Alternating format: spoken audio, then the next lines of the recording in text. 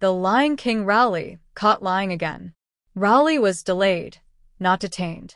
Antigua and Barbuda Attorney General and Minister of Justice Dedroy Cutie Olivero Benjamin said yesterday that former Prime Minister Dr. Keith Rowley was not detained in that country. He was delayed. In a telephone interview with The Express, Benjamin, who also holds responsibility for immigration, said he has requested a report into what transpired when Rowley entered Antigua and expects to receive it today. From my information, his processing was delayed. However, Antigua and Barbuda has no difficulty with Mr. Rowley and would do nothing to prevent his free movement from Antigua to any other jurisdiction, he said.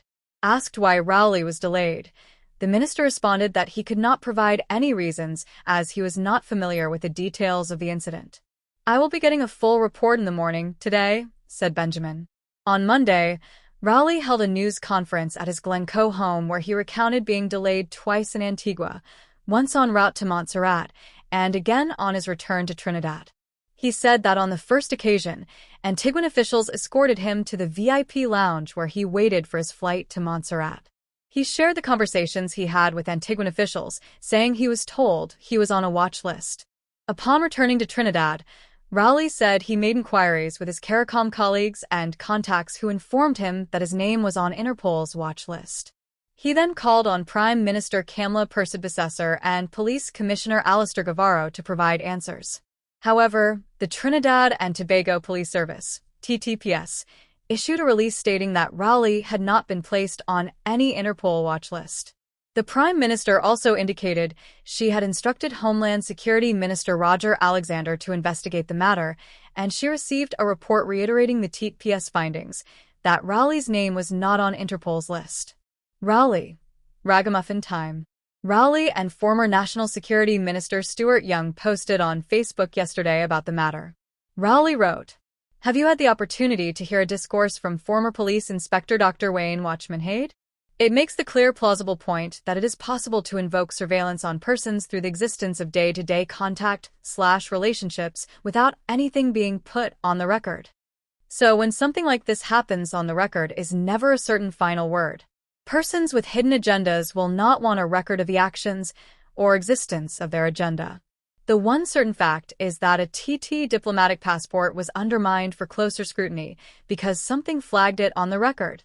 Of course, there are those who would believe my version of what I experienced, and there are those who would say I have lied and should be ashamed and should apologize for what happened in Antigua. Then there are those who would empathize with me and seek answers where none will ever be forthcoming, and there are those who know what actually triggered this unsavory event at VC Bird Airport Immigration Department. These are the ones who will be most indignant in covering any tracks as they enjoy the proceeds and my victimization as they hide behind the ignorance of those who don't know better and will never find out or even want to know the truth.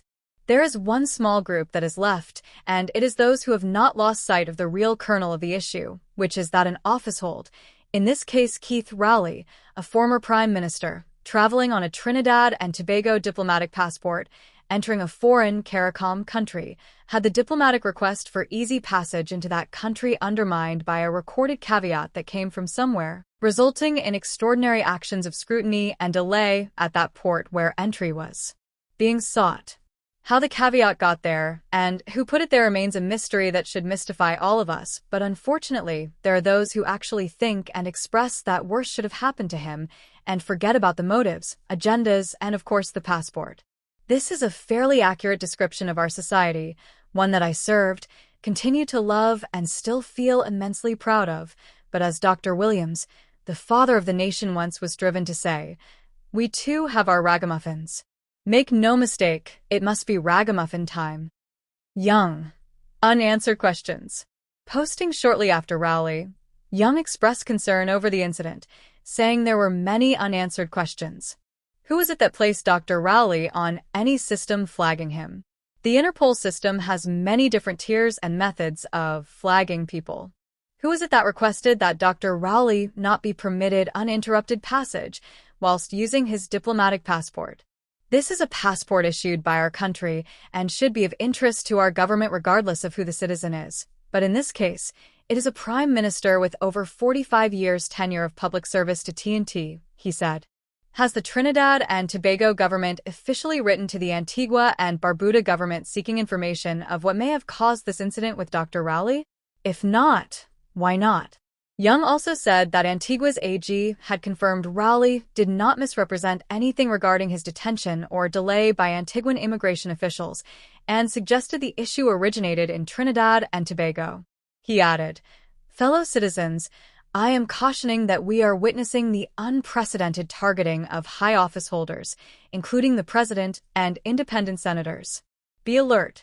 It is my view that our government should thoroughly investigate this matter and provide us, the citizens, with the evidence of the investigation and the results of same as a matter of urgency."